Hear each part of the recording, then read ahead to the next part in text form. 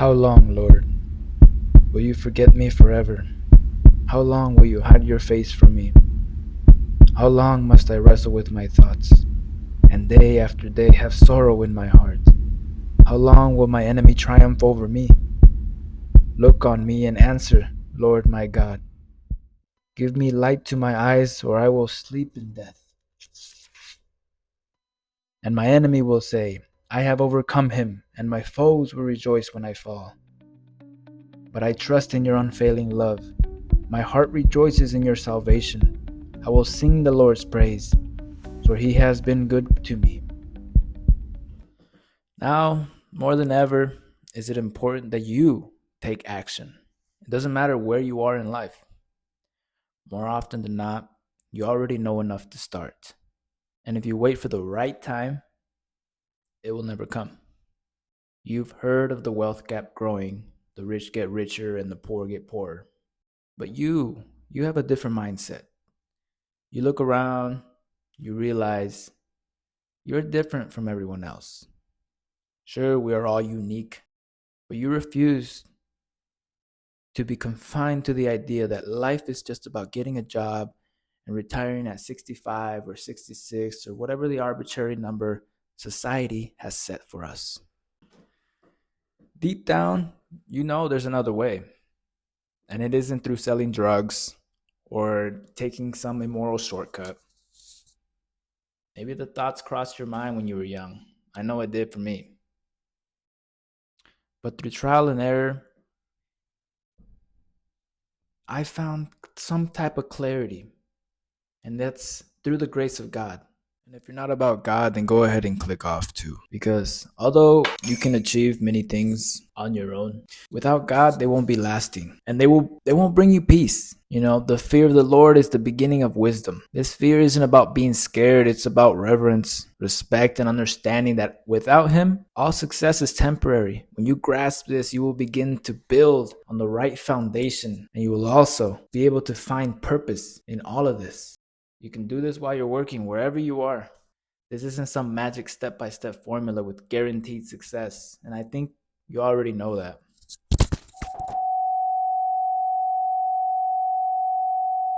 It's gonna take discipline, but that's a good thing.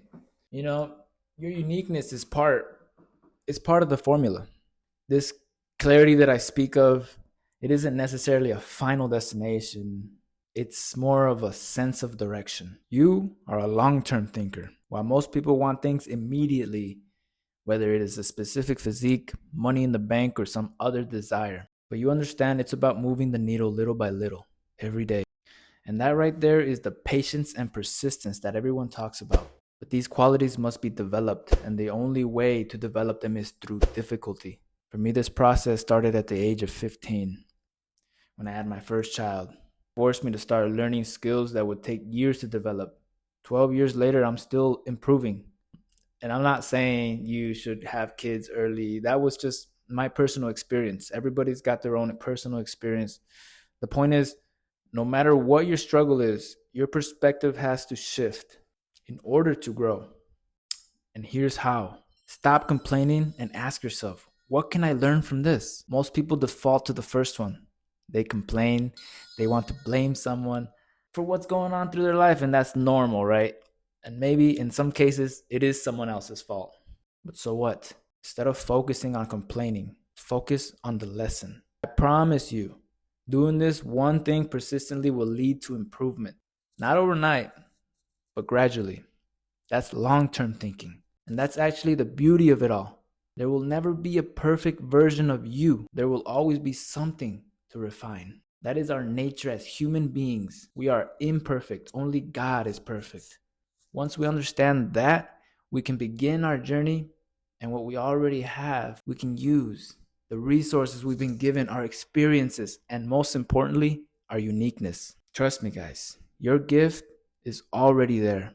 It took me a while to understand how to package what I have to offer. We all have something. We all have something to offer. We just don't always know how to structure it. But before we get ahead of ourselves, let's first understand what it is we have to offer. Here's the thing. Only you know. And I know this sounds cliche, but it's true.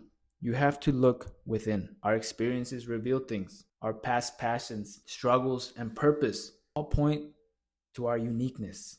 Look around the world. It's abundant, but most people don't know how to tap into that abundance. And the reason is simple: the goal has been set wrong. Yeah, our goals are not correct. We want to take over the world. We want to conquer. The word is conquer. Instead, we should focus on serving. The goal is no longer to conquer. Everyone is chasing power, control, and status, but that's the wrong approach. Sure, billionaires and soon to be trillionaires are in control of what they want to control, but no one can control your mind, your peace, or your journey. Deep down, you know that money isn't everything. If all you want is to work and make money, this message isn't for you. Your peace will be taken. Your mind will be consumed. Trust me, guys, that's not life. Life is about peace, love, and joy. Money is just a tool to transact value, not something to worship. So what does this mean? It means you have to give in order to receive. That's the mind shift here. But what if you're giving and not receiving? Maybe it's just not your time, right? No, that's wrong. That's the wrong way to look at it. The truth is you're giving to the wrong people. That's why it's easier now than ever to reach the right audience. When you stop being greedy, you'll realize something. You were taught that growing a YouTube channel or getting more subscribers and views means success. Sure, it can help, but here's the real question. Do you have something valuable to offer? Your audience is waiting, but are you in front of them? Imagine giving your value to 1,000,000 people, but only 10 or 100 people actually understand its worth. It doesn't mean your value isn't real.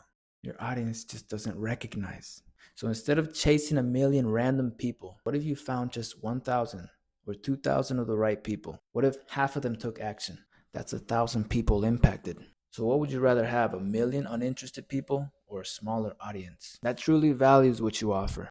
That's the difference, you know? So we got to go back to our gift, right? Your gift is already within you. There's so much to unpack in this alone, but here's the core idea. We all have something valuable to offer.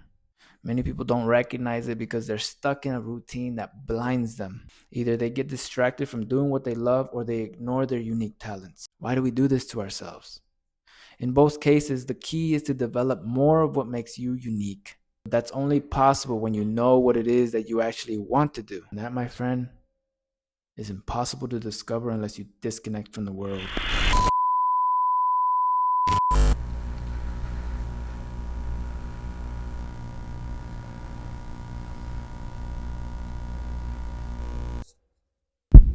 The fool says in his heart, "There is no God.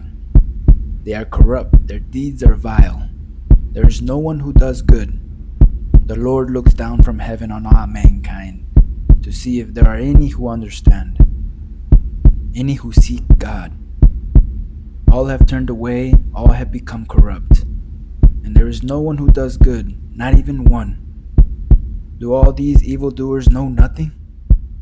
They devour my people as though eating bread. They never call on the Lord. But there they are, overwhelmed with dread, for God is present in the company of the righteous. You evildoers frustrate the plans of the poor, but the Lord is their refuge. Oh, that salvation for Israel would come out of Zion. When the Lord restores his people, let Jacob rejoice and Israel be glad.